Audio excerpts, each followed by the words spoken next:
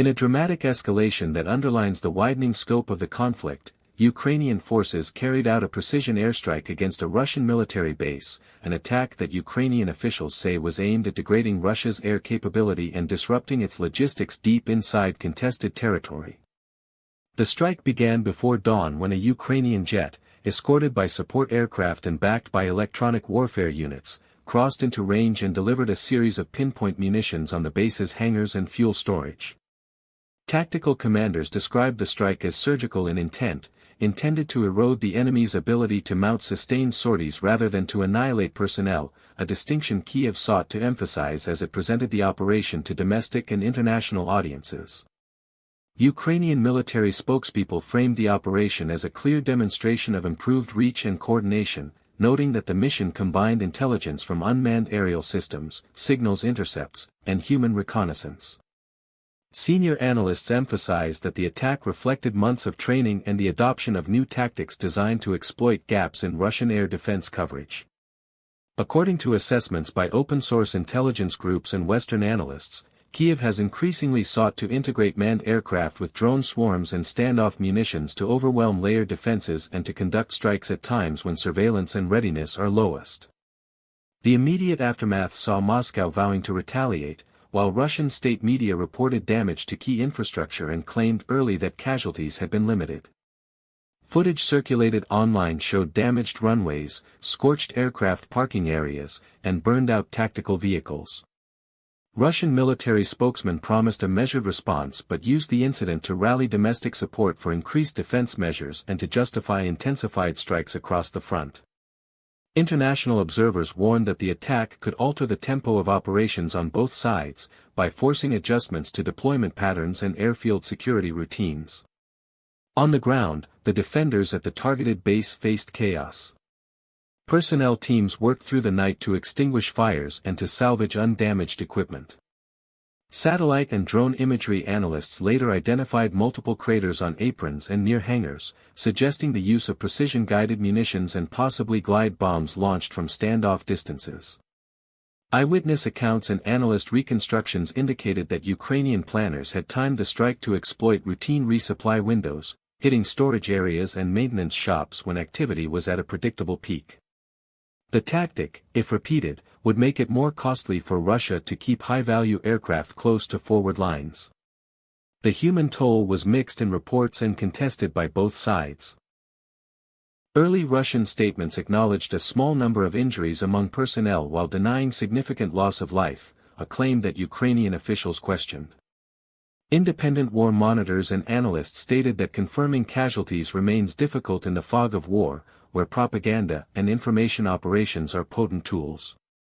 Even so, the psychological effect on base crews and nearby civilian populations was palpable. Residents in neighboring towns reported windows blown out by shockwaves and a spike in local traffic as families rushed to check on loved ones and to retrieve essential supplies.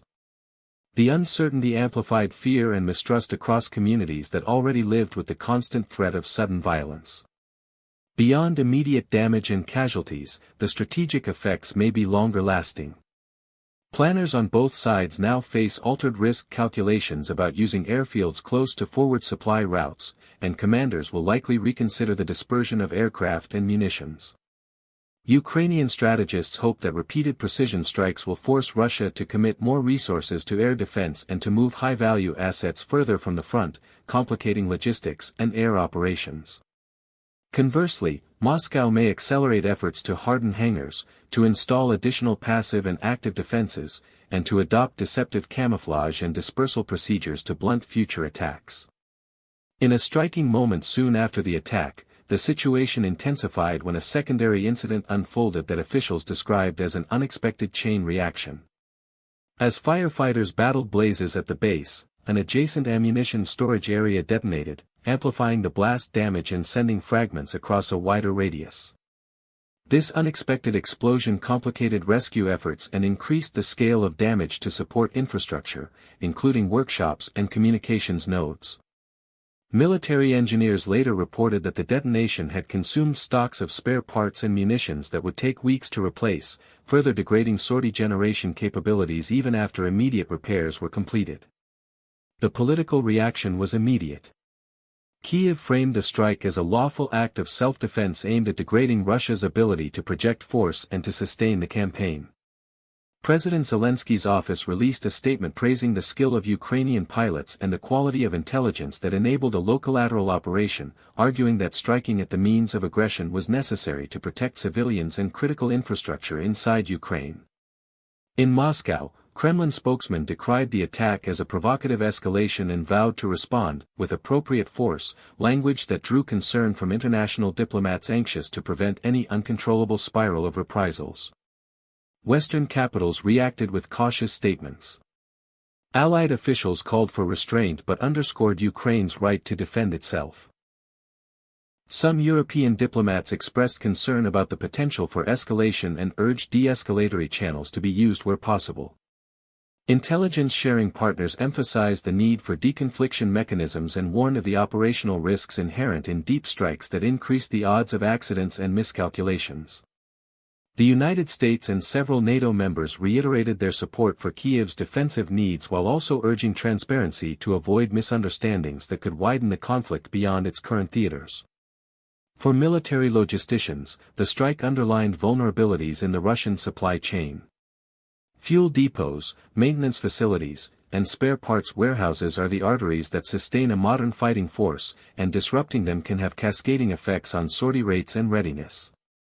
Analysts highlighted that even if only a portion of the damaged capacity is degraded, the cumulative effect over weeks could slow aircraft generation rates, limit patrol coverage, and force more conservative use of munitions.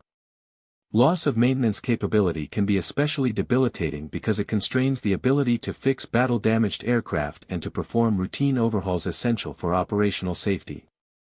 The strike also sharpened debates in military and policy circles about escalation management. Some experts argued that Kyiv's growing ability to strike deep into enemy-held territory is a sign of legitimate capability building and an effective way to impose costs on an aggressor. Others warned that attacks on bases inside Russian-held regions risk provoking disproportionate retaliation, possibly targeting critical civilian infrastructure or prompting clandestine operations beyond conventional battle lines. The question of proportionality weighs heavily. Policymakers must consider whether the operational gains on the battlefield justify the increased political and humanitarian risks associated with deeper interdictions. Meanwhile, information operations on both sides churned. Social media platforms were flooded with footage, some authentic and some likely manipulated, showing fires, damaged aircraft, and the human drama of soldiers and civilians responding to the blast. Each side amplified narratives that suited their strategic messaging.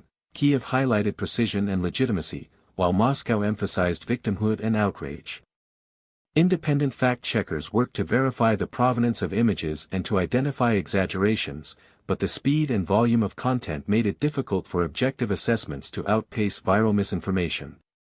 The informational battle became a parallel theater where advantage could be gained by shaping international perception.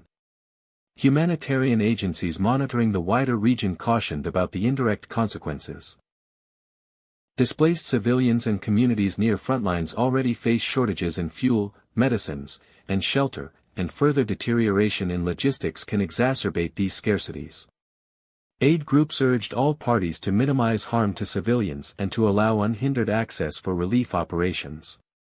They warned that attacks that degrade regional infrastructure can hamper the delivery of essential goods and services, compounding suffering among an already vulnerable population and increasing pressure on neighboring regions that host internally displaced people.